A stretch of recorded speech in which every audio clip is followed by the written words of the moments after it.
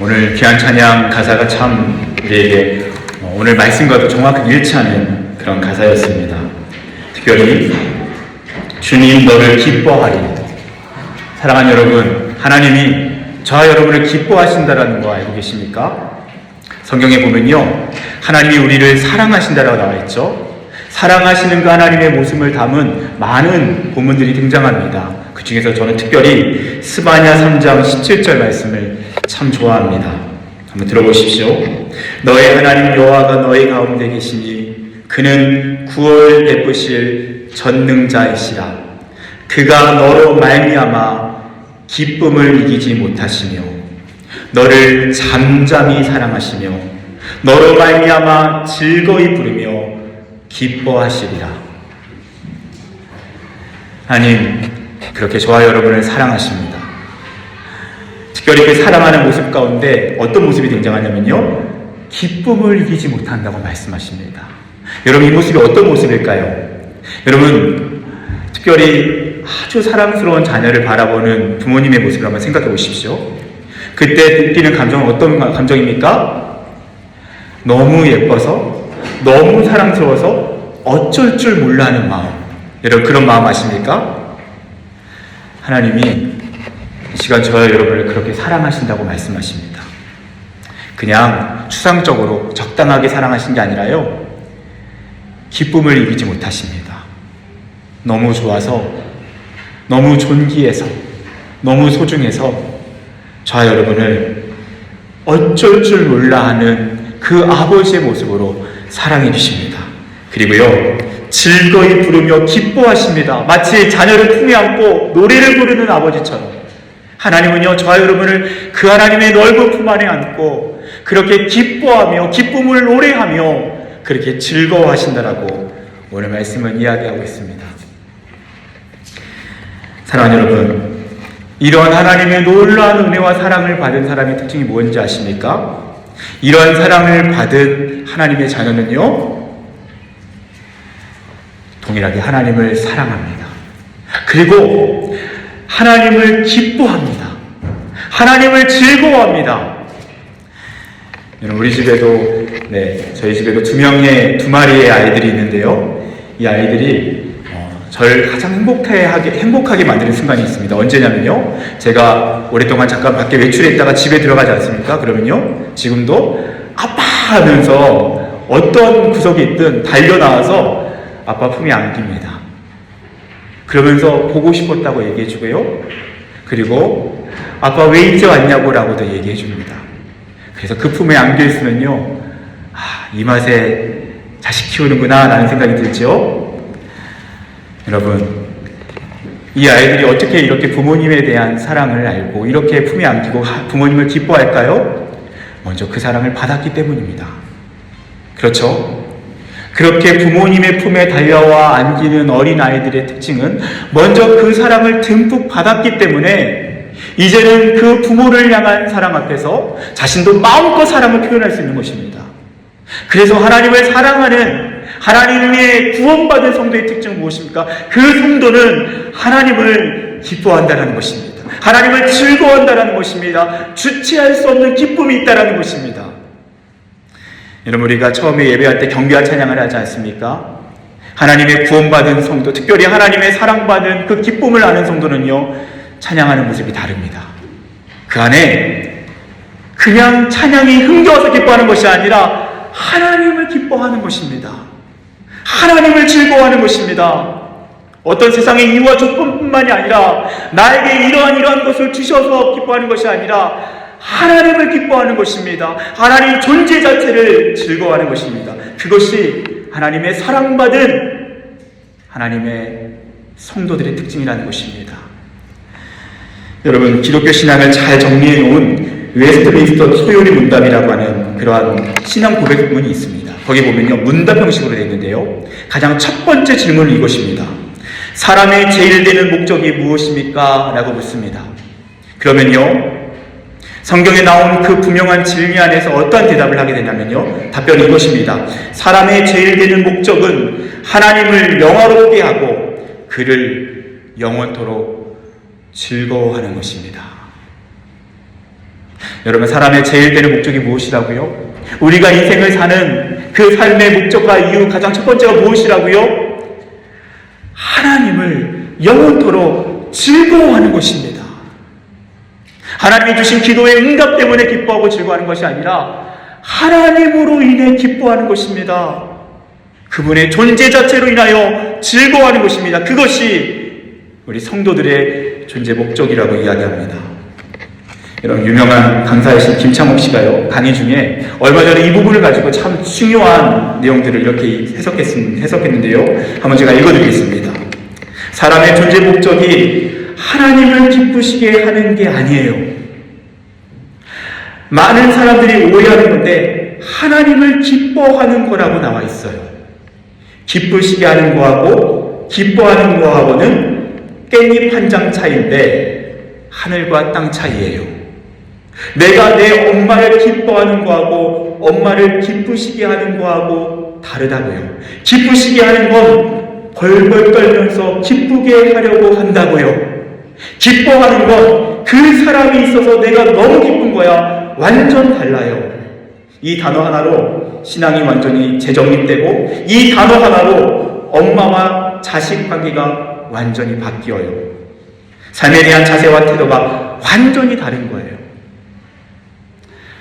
사랑하는 여러분, 우리가 성도로서 하나님을 기쁘시게 하는 것 너무 중요합니다.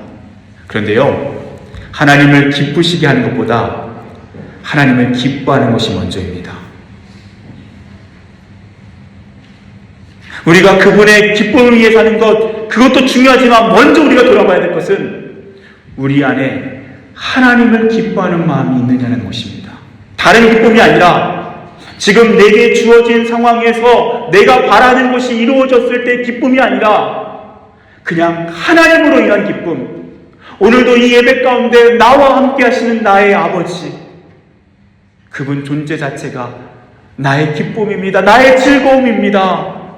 여러분, 그 하나님으로 인한 기쁨이 우리 신앙의 가장 우선순위라는 것입니다. 사랑하는 여러분, 오늘 이 예배 가운데 바로 그 하나님을 기뻐하는 온전한 기쁨이기를 축복합니다. 하나님을 기쁘시게 하는 것보다 하나님을 기뻐하는 것입니다. 그것이 저와 여러분의 기쁨인 것입니다. 하나님의 사랑받는 성도는요, 그렇게 하나님을 사랑합니다. 그리고 그 하나님을 즐거워하고 기뻐합니다. 그리고 여러분, 하나님을 기뻐하면요, 자연스럽게 하나님을 기쁘시게 하는 자리로 나아갑니다. 여러분, 똑같이 성도들이요, 하나님을 기쁨을 위해 산다라고 얘기할 때 여러분 똑같아 보이지만 하늘과 땅 사이에 그 분명한 그 동기와 그 마음의 중심이 있습니다. 무엇인지 아십니까? 어떤 사람은 하나님의 기쁨을 위해 삽니다. 그 이유가 무엇인지 아십니까? 내가 잘 되기 위해서. 지금 내가 원하는 것이 이루어지기 위해서. 나의 소원이 성취되고 성공하고 또한 잘 인생이 펼쳐져서 내가 원하는 꿈을 이루기 위해서. 그래서 하나님의 기쁨을 위해 살겠다라고 하는 그 마음이 있는 경우가 있습니다. 여러분, 죄송하지만 그 마음은 하나님이 우리에게 바라시는 그 하나님의 기쁘시게 하는 모습이 아닙니다. 하나님이 기쁘시게 하는 진정한 모습은요, 하나님을 기뻐하기 때문에, 하나님을 사랑하기 때문에, 그래서 하나님의 입가에 미소가 보고 싶기 때문에, 그래서 하나님을 사랑하는 것입니다. 여러분, 저는 여러분에게 묻고 싶습니다. 여러분은 하나님의 기쁨을 위해 사십니까? 여러분, 그 이유는 무엇입니까? 혹시 하나님이 나에게 무엇인가를 주기 원하는 마음, 무엇인가를 받기 원하는 마음, 또는 무섭기 때문에, 하나님의 기쁨대로 살지 않으면 내 인생이 망가질 것 같고 인생이 꼬일 것 같기 때문에 하나님의 기쁨을 위해 살겠다. 하나님은 그 마음에 대해서 많이 안타까워하십니다. 하나님이 원하시는, 하나님께서 기뻐하시는 삶은 하나님을 사랑하기 때문에, 하나님을 기뻐하기 때문에, 이제는 더 나아가서 하나님의 기뻐하시는 모습을 보기 원하는 것입니다. 그래서 하나님을 기쁘시게 그 하나님의 영광을 위해 살아가는 것입니다. 제가 최근에 어떤 분과 대화를 하다가요, 어떻게 교회를 나오시게 됐는지 이야기 들으면서 좀 감동을 받았습니다. 어떻게 교회를 나오게 되셨는지 이렇게 얘기를 해보니까 처음에는 교회를 다닐 생각이 없었습니다. 그런데 한 사람을 사랑하기 시작합니다. 그 사람을 진심으로 사랑하고 그리고 그 사람을 기뻐합니다. 그 사람을 즐거워하기 시작합니다. 그러니까요, 자연스럽게 이제는 그 사람이 기뻐하는 나의 어떠한 무엇인가를 막 해주고 싶은 거예요. 그 사람이 좋아하는 요리도 해주고요. 그 사람이 기뻐하는 모습을 보기 위해서 그 사람을 위해서 여러 이벤트도 하고요. 그런 것이죠. 그러다가요, 사랑하는 여자의 소원을 알게 됩니다. 그 소원은 함께 교회 가는 것이었습니다. 함께 교회 가서 예배 드리는 것이고요. 그리고 사랑하는 여자와 그 사랑하는 여자의 부모님들도 그것을 위해서 기도하고 있다는 소식을 듣습니다. 그래서요, 내가 사랑하는 이 사람의 입가에 미소가 보고 싶구나, 그런 마음으로 교회를 다니기 시작했다라는 것입니다. 여러분, 하나님은 그 마음을 기뻐하십니다. 하나님은 그것을 원하십니다. 하나님을 사랑하기 때문에, 하나님을 기뻐하기 때문에, 그래서 이제는 그 기뻐하는 하나님의 기쁨을 보고 싶기 때문에, 그래서 하나님의 기쁘시게 하는 삶을 살아가는 것입니다. 그것이 하나님의 마음이라는 것을 알게 되는 것입니다. 사랑하는 여러분, 여러분이 진정한 하나님을 사랑하는 성도라면 여러분은 하나님으로 인하여 즐거울 것입니다. 하나님을 기뻐할 것입니다. 그리고 더 나아가서 하나님을 기쁘시게 하는 삶을 살아가기 위해 여러분의 삶을 헌신하고 있을 것입니다. 여러분, 오늘 말씀은 그러한 내용들로 가득 차 있는데요, 특별히 1절 말씀 이렇게 얘기합니다. 바울이요, 이렇게 이야기하는데요, 너희가 마땅히 어떻게 행하며 하나님을 기쁘시게 할 수 있는지를 우리에게 배웠으니. 여러분, 데살로니가 교회 성도들은요, 하나님을 참 사랑하는 성도들이었습니다. 하나님을 사랑하고 서로 사랑하는 성도들이었습니다. 근데 이 성도들의 그 하나님을 향한 사랑이 어떻게 나타납니까? 하나님을 기쁘시게 할 수 있는지를 배우는 것입니다. 여러분, 우리가 진정한 성도라면 하나님을 어떻게 기쁘시게 할 수 있는지가 궁금합니다.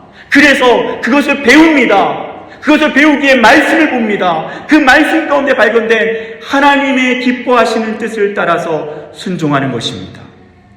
오늘 데살로니가 교회 성도들은 바로 그렇게 하고 있는 것입니다. 그러면서 바울은요, 그 성도들에게 가르쳤던 가장 중요한 하나님을 기쁘시게 할 수 있는 뜻이 무엇인지를 분명하게 드러냅니다. 오늘 3절 말씀에 나와 있는데요, 하나님께서 바울을 통해서 전해주신 선명한 하나님의 뜻입니다. 하나님의 뜻은 이것이니 너희의 거룩함이라. 하나님의 뜻은 무엇입니까? 거룩함입니다. 하나님을 기쁘시게 할 수 있는 우리의 삶의 가장 중요한 모습은 무엇입니까? 거룩함입니다. 여러분, 어떤 성도들은요, 하나님의 뜻을 많이 궁금해합니다. 하나님께서 나에게 무엇을 원하시는지 모르겠습니다. 답답합니다. 하나님의 뜻은 무엇입니까? 여러분, 그때그때마다 다른 경우가 있지만 보편적으로 동일하게 주어지는 하나님의 뜻이 있습니다. 그것이 무엇인지 아십니까? 그것은 바로 거룩함입니다. 하나님은 거룩하시고요, 저와 여러분이 거룩하길 원하십니다. 여러분, 그렇다면 거룩은 무엇입니까?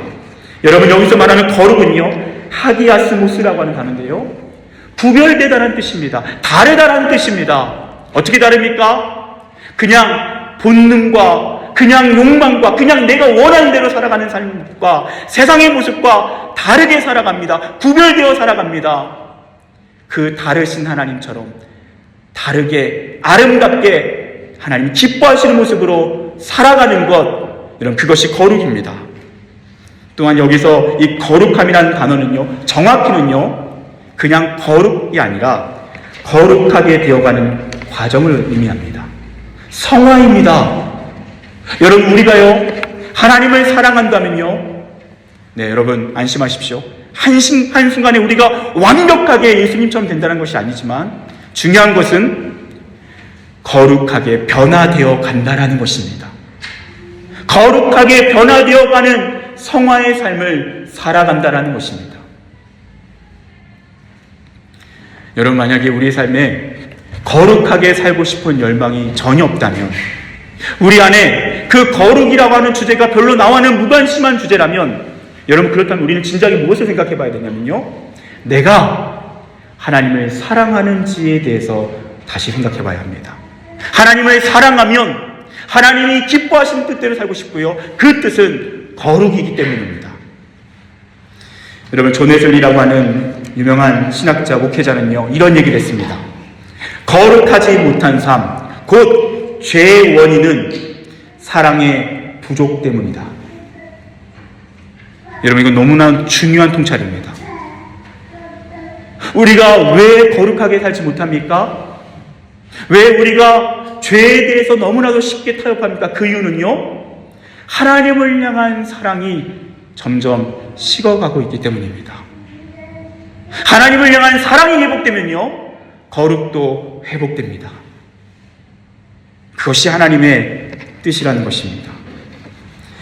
여러분, 오늘 이 말씀에서 데살로니가전서 4장 전체에서는요, 어떻게 하면 거룩한 삶을 살아가는 것인지 세 가지를 가지고 얘기합니다. 오늘 본문에서는 첫 번째만 이야기하는데요, 그 뒤에 있는 내용들도 함께 제가 간략하게 나가서 설명을 드리겠습니다. 첫 번째는요, 거룩은 오늘 말씀에 분명히 나옵니다. 3절에 음란을 버리는 것입니다. 여러분, 거룩은 추상적인 것이 아닙니다. 가장 첫 번째로 음란을 버리는 것입니다. 여기서 음란이라고 하는 것은 포르네이아라고 하는 단어인데, 여기서 우리가 잘 알고 있는 포르노라고 하는 단어가 나옵니다. 왜곡된 모든 성문화가 바로 음란입니다. 하나님은 그것을 버리라고 말씀하십니다. 특별히 그 당시 로마 사회는요, 음란한 사회였습니다. 결혼한 남자들이 아무렇지도 않게 다른 여자들과 잠자리를 갖고, 심지어 어린 소년들과 잠자리를 갖는 것이 너무나 자연스러운 문화였습니다.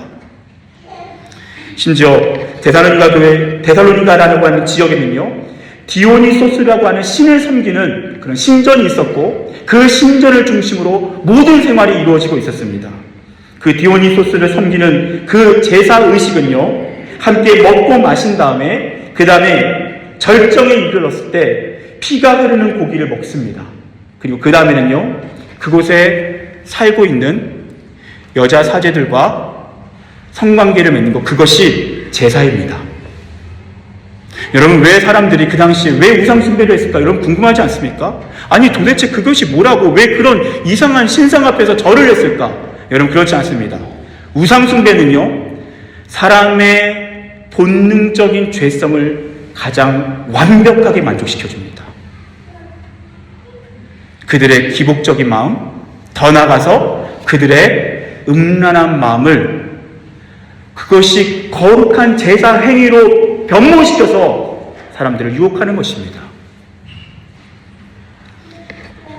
오늘날 우리가 살아가는 이 시대도요, 또 다른 방식의 음란의 문화로 가득합니다. 여러분, 우리가 살고 있는 이 사회는요, 성의 해방이라고 하는 중요한 주제를 가지고 끊임없이 철학적으로, 사상적으로 다뤄지고 있습니다. 필요한 작업이고요. 특별히 왜곡된 금욕주의에 대한 저항은 반드시 필요할 것입니다. 그런데요, 성의 해방을 넘어서 모든 선을 해체시켜버립니다. 그 사람이 누군가를 향해서 순수하게 사랑하는 감정이 일어난다면, 결혼을 했어도 그 감정에 솔직한 것이 아름다운 것이라고 포장합니다. 여러분, 그렇습니까? 여러분, 선이 넘고 넘다 보니까요, 오늘날 중요한 담론은요, 그래서 소아 성애자들의 그 욕구도 정당하다고 얘기합니다. 근친상간의 그런 모습도 자연스럽다라고 얘기합니다. 여러분, 그렇습니까? 여러분, 하나님은 왜 우리에게 음란을 버리라고 하실까요? 하나님은 정확하게 그분이 소중히 여기신 것이 있기 때문입니다. 오늘 4절 말씀에 각각 거룩함과 존귀함으로 자기의 아내에 대할 줄을 알고, 여러분, 그 당시에는요, 남성 중심의 사회였습니다. 여성들은 집에 대부분 갇혀 있었고요, 남성들은 마음껏 외부 활동을 할 수 있었습니다. 그래서 쉽게 다른 여자와 잠자리를 갖는 것이 너무나도 당연했습니다. 그러면요, 집에 있는 아내들은 상처를 입습니다. 그리고요, 가정은 깨어집니다. 하나님은 왜 인간을 버리라고 말씀하십니까? 가정을 지키기 위해서입니다. 여러분, 오늘날 우리가 살고 있는 이 시대에는요, 가정을 지킬 수 있는 논리가 없습니다. 여러분 아십니까? 오늘날 우리가 살고 있는 사회는요, 상대주의 사회입니다. 절대적인 가치, 절대적인 진리는 없습니다. 절대적인 기준도 없습니다. 사람이 만들어 놓은 것일 뿐이다라고 얘기합니다. 그것이 우리가 살고 있는 이 시대의 상대주의고 파편화된 진리라고 주장하는 포스트 모더니즘의 기본적인 관점입니다. 여러분, 그러면 어떻게 됩니까? 선이 없습니다. 다 해체시켜버리는 것입니다. 가정도 소중하지만 당신의 마음 안에 누군가를 향한 순수한 감정이 있다면 그 감정대로 하는 것이 더 아름답다고 가르칩니다. 여러분, 정말 그렇습니까? 오늘 말씀은 그렇지 않다라고 우리에게 분명하게 말씀하십니다. 오늘 6절 말씀에 이 일의 분수를 넘어서 형제를 해하지 말라라고 말씀하십니다. 여기서 이 일의 분수라는 것은요, 분수는 경계선을 의미합니다. 경계선을 넘지 말라는 것입니다. 하나님이 우리에게 성을 누릴 수 있게 하셨고 우리의 인생을, 우리의 삶을 향유하게 하셨지만 분명히 선이 있다라는 것입니다. 선을 넘는 것이 음란입니다. 그리고 그 선을 넘는 것이 우리 안에 자연스러워질 때 가정은 파괴됩니다. 여러분, 로마 사회가 왜 멸망했을까를 가지고 많은 학자들이 연구합니다. 여러 원인과 이유가 있지만 가장 많이 등장하는 이유 중에 하나는 가정이 무너졌기 때문입니다. 너무나도 사회가 음란해졌기 때문에 나중에는 가정이라고 하는 최소의 사회 단위가 해체되기 시작한 것입니다. 무너집니다. 여러분, 그건 당연한 것입니다. 가정이 무너지면요, 사회의 최소 단위 가정이 무너지면 지역이 무너지고 국가가 무너집니다. 그래서 로마 제국이 무너집니다. 하나님은 가정을 소중히 여기십니다. 가정을 지키길 원하십니다. 그래서 하나님이 거룩하시라고 하는 명령은 우리의 행복을 위하여 가정을 지키기 위한 하나님의 뜻이라는 것입니다. 오늘날 우리가 살고 있는 이 시대에 사실은요, 정직하게 돌아보면 기독교 신앙이 아니고서는 가정을 지킬 만한 어떤 사성적인 근거가 없습니다. 우리는 그런 시대를 살아갑니다. 상대주의가 보편화되기 때문입니다. 하지만 예수를 믿고 따른다는 것은 분명히 선이 있다는 것을 압니다. 특별히 하나님께서 창조하신 첫 번째 공동체, 가정을 존귀하게 여기는 것입니다. 그리고 그 가정 안에서 하나님과의 약속을 지키는 것입니다. 이 사람만을 사랑하겠다라는 그 약속을 지켜나가는 것입니다. 그것이 거룩입니다. 사랑하는 여러분, 저와 여러분의 삶에 그러한 하나님이 기뻐하시는 거룩, 그리고 저와 여러분을 위한 거룩이 회복될 수 있기를 축복합니다. 그것이 오늘 하나님께서 기뻐하시는 하나님의 뜻입니다. 그리고 오늘 본문 이어서 하나님은 무엇이 거룩이라고 말씀하십니까? 서로 사랑하는 것이 거룩이라고 말씀하십니다. 이어서 9절과 10절 말씀에는요, 형제 사랑에 관하여는 너에게 쓸 것이 없음은 너희들 자신이 하나님의 가르치심을 받아 서로 사랑함이라. 형제들아 권하노니 더욱 그렇게 행하라 라고 말씀합니다. 여러분, 데살로니가 교회는요, 하나님께 칭찬받는 성도들이었습니다. 그 이유는 하나님을 사랑했고 서로 사랑했기 때문입니다. 그러면서 뭐라고 얘기합니까? 더 사랑하라고 말합니다. 여러분, 세상에 더하면 더할수록 좋은 것이 많지 않습니다. 근데 사랑은요, 더하면 더할수록 좋습니다. 그것은 하나님께 기쁨이 되고 그 모습이 거룩입니다. 우리 파리연합교회가 거룩한 교회가 되는 것이요, 가장 확실한 길은 무엇입니까? 깨끗이 청소를 하고 또 나름대로 특별한 사역을 만들고 대단한 프로그램을 돌리고 그렇지 않습니다. 하나님이 기쁘시게 받으시는 교회, 하나님이 거룩하다고 말씀하시는 교회는요, 서로 사랑하는 교회입니다. 우리가 서로 사랑하면요, 하나님은 그것을 기뻐하십니다. 그것이 거룩이라고 말씀하십니다. 세 번째, 하나님 오늘 데살로니가전서 4장에서 말씀하시는 거룩은 무엇입니까? 일상을 충실히 살아가는 것입니다. 11절 말씀에 또 너에게 명한 것 같이 조용히 자기 일을 하고 너희 손으로 일하기를 힘쓰라. 여러분, 데살로니가 교회 안에는요, 어떤 문제가 있었냐면 특별히 종말론적인 왜곡된 이해들이 있었습니다. 주님이 지금 당장 오실 수 있기 때문에 우리가 하고 있는 모든 일은 의미가 없다라는 것입니다. 그럼 뭘 해야 되냐? 오직 예배드리고 기도하고 말씀 보고 함께 모여서 종교 활동을 하는 것이 거룩이라고 착각했습니다. 그때 주님은 뭐라고 말씀하십니까?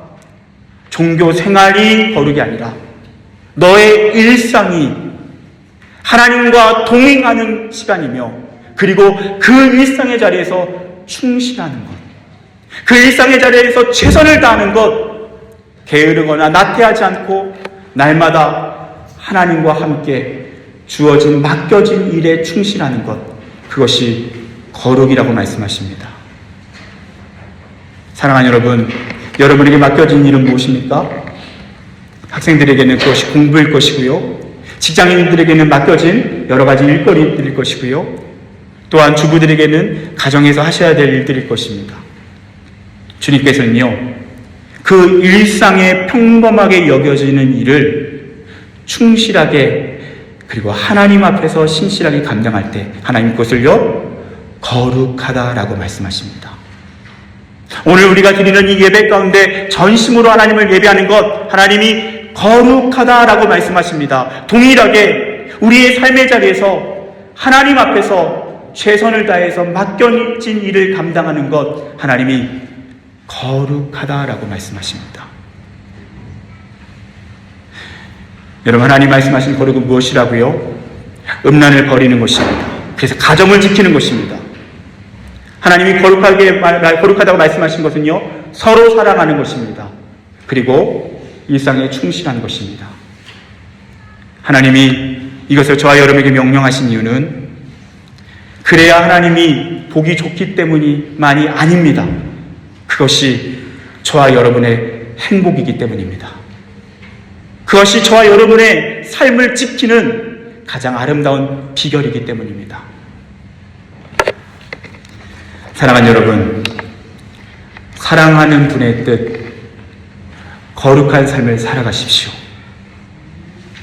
하나님을 기뻐하시고 그리고 하나님을 기쁘시게 하는 뜻을 행하고 그리고 구체적으로 거룩한 삶을 살아갈 때 하나님께서 저와 여러분의 삶을 가장 향기로운 예배로 받아주실 줄 믿습니다. 그렇게 저와 여러분의 삶 가운데 거룩이 회복되기를 다시 한번 진심으로 축복합니다. 기도하겠습니다.